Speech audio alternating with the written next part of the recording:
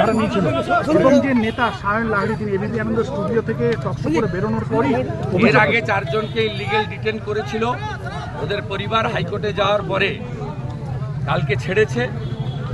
আজকে এই মুহূর্তে সায়নের পরিবার হাইকোর্টে।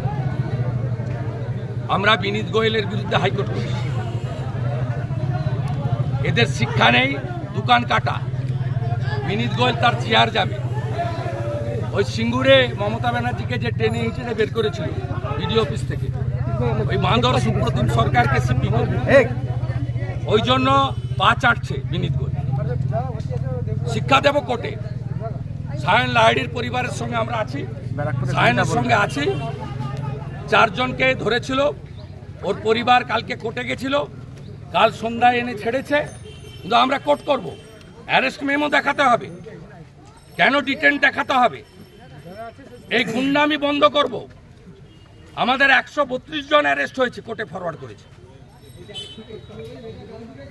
প্রস্তুত থাকুন, একদিনে 3টে অভিযান হবে। কারা করবে জেনে যাবেন, কবে করবে জেনে যাবেন। নবান্ন, লালবাজার, কালীঘাট, একদিনে। দফা এক দাবি এক, দফা এক দাবি এক, দফা এক দাবি এক, দফা এক দাবি এক। আমার বোনের রক্ত, আমার বোনের রক্ত।